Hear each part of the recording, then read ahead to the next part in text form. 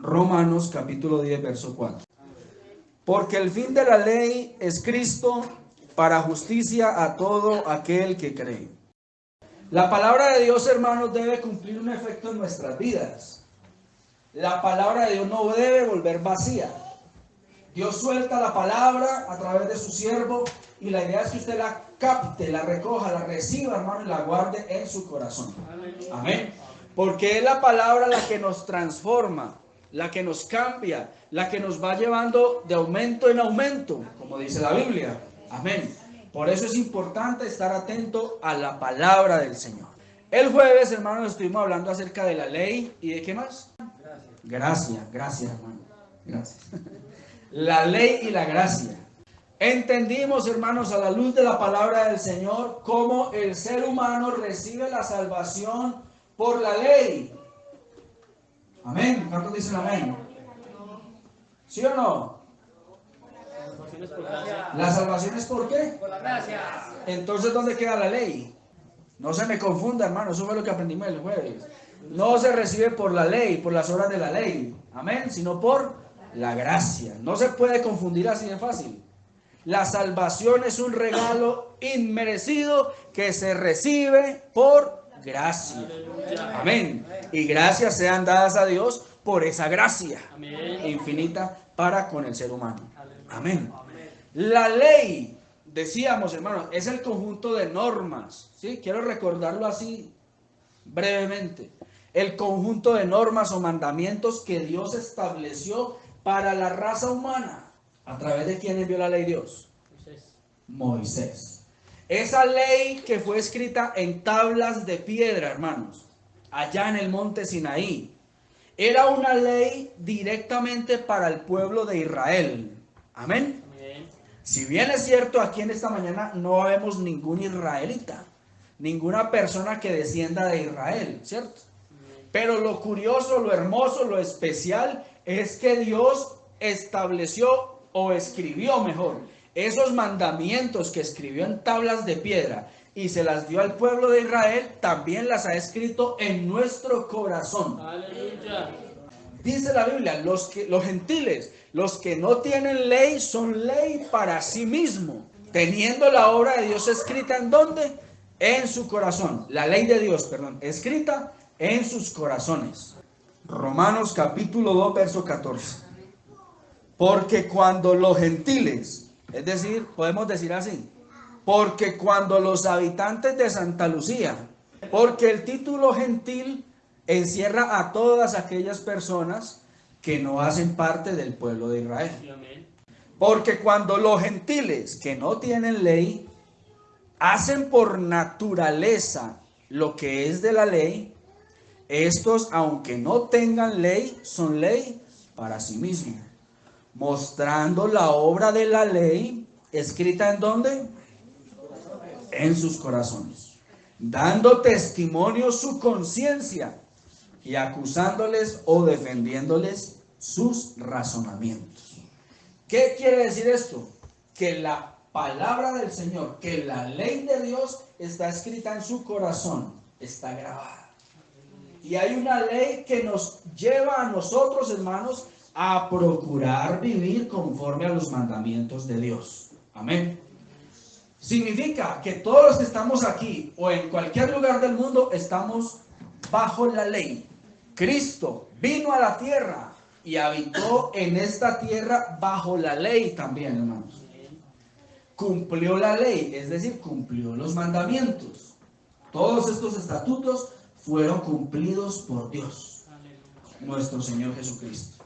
¿Con qué propósito lo hizo, hermano? Con el propósito de que todos los que se acerquen a Él puedan ser justificados. Palabra del día de hoy, hermanos. Justificados gracias a Él. Amén. ¿Por qué, hermanos? ¿Qué es un justificado? Aquella persona que es correcto. Aquella persona que es inocente. Aquella persona que no tiene ningún delito en su vida. Gracias sean dadas a Dios por nuestro Señor Jesucristo, que vino y murió en la cruz, bajó la ley, vivió bajo la ley, cumplió la ley para que usted y yo hoy pudiéramos ser perfectos y ser justos delante de Él. Demos alabanzas al Señor Jesucristo. Entonces, hermanos, resumiendo lo que hablamos el jueves, no se entra al cielo por las obras de la ley. Al cielo se entra por haber aceptado a Jesucristo. Amén. Después de aceptar a Jesucristo, el creyente, el Hijo de Dios, ahora sí, la persona bautizada en el nombre de Jesús, se convierte en un hijo de Dios. ¿Cierto que sí, hermanos? Ahora, ese Hijo de Dios tiene que empezar a vivir conforme a lo que dice la ley. ¿Ya me va a entender? Amén. No podemos vivir, hermano, conforme a la ley para ser salvos. No, vuelvo y lo digo. Tenemos que aprender a ser salvos para vivir conforme a la ley. Amén. Dios. ¿Cierto que sí? ¿Qué come un vegetariano? ¿Y qué come un carnívoro? Carne. ¿Será que un carnívoro come vegetales? No, ¿cierto? Y eso es lo que la gente, o un vegetariano le come carne, no, se mueren, ¿sí o no? Y eso es lo que a veces pensamos, queremos seguir siendo carne y agradar a Dios. Hermano, nazca de nuevo para que empiece a agradar a Dios. Amén. Amén. Demos alabanzas al Señor Jesucristo. Gloria al Señor Jesús. El versículo que acabamos de leer. Porque el fin de la ley es Cristo. ¿Será que ya se terminó la ley? Hay quienes dicen, hermanos, hay personas que dicen, y lo dicen para muchos temas de la iglesia, es que ya no estamos bajo la ley. Es que eso hace parte de la ley. Es que eso fue del Antiguo Testamento. Es que eso le enseñan lo que no es porque eso es de la ley. ¿Cierto que sí? ¿Sobre qué tema la gente dice eso? A ver, ¿quién me ayuda? Para no decirlo yo. ¿Sobre qué? Sobre los diezmos. ¿Qué más? La sangre. ¿Qué más? El marrano. No, pues nada, porque es que el marrano era inmundo también, ¿no? En su totalidad. ¿Qué más era de la ley? No se podía comer ahogado. Yo tengo una pregunta, hermano. ¿Cómo muere el pescado? El pez. Sí, pescándolo. Después de que lo pesca, se ahoga, ¿cierto? Entonces, según la ley, nosotros no podíamos comer ni pescado. ¿A cuánto les gusta el pescado? Gloria a Dios.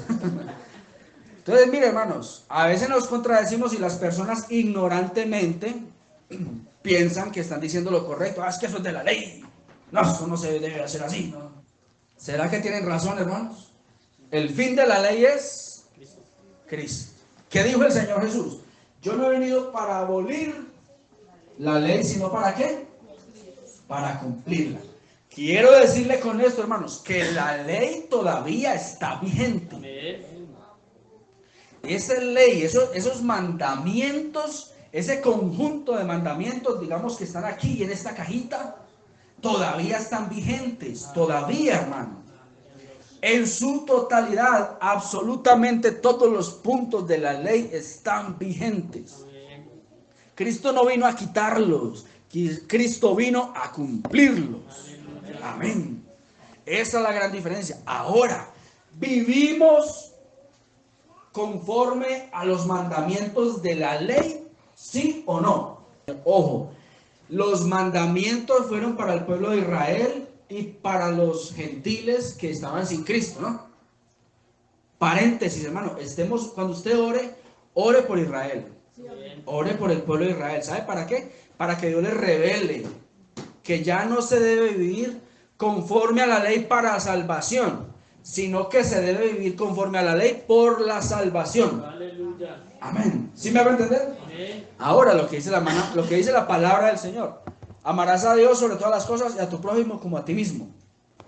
En eso se resume la ley y los profetas, en dos cositas. Dos, amarás al Señor tu Dios y amarás a tu prójimo. En esto se resume la ley y los profetas, en esos dos. Todos esos que estaban aquí ya se resumen en esto. Amén. La iglesia del Señor Jesucristo, que es salva por gracia y vive por gracia, y estamos agradecidos con Dios por su gracia y le servimos por su gracia y le honramos por gracia y lo alabamos por gracia. Aleluya. ¿Vive de acuerdo a esta ley?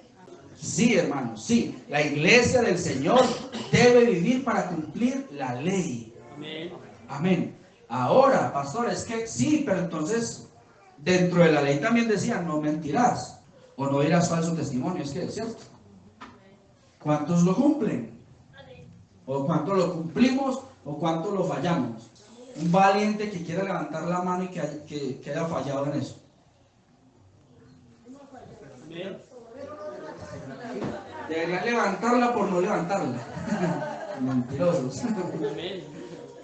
Ah, claro. A veces se miente, sí, pero no se miente pues como una mentira pequeñita, hermano. Una mentira piadosa. Eso. Una mentirita así. Que no es piadosa, Buena. la llama piadosa. Pero a veces es bravo. Está bueno. Es Eso. pecado. Sí, Bueno. es pecado, y uno sabe que es pecado, sino que a veces uno como conoce que al mal el vecino o a alguien, entonces a veces... O para no quedar mal uno, también. Ah, sí, a veces es duro, pero uno se acuerda que lo que está haciendo está mal.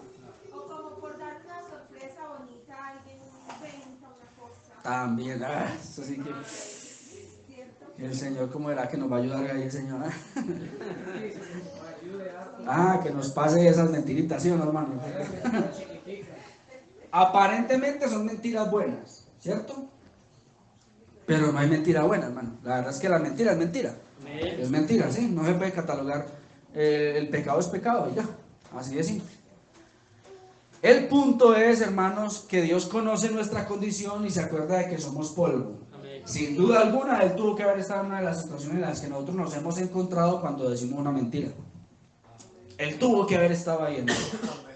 Y Él conoce qué es decir la verdad o no, o enfrentarse a la mentira o enfrentarse a la verdad. Dios sabe qué es eso, Amén. porque lo vivió. El detalle es que nuestra debilidad, nuestra condición humana, hermanos, que todavía estamos bajo una naturaleza, ¿qué? Carnal. Pecaminosa o carnal, es la que lastimosamente como que nos lleva a veces a flaquear y cometer esos errores o pecados.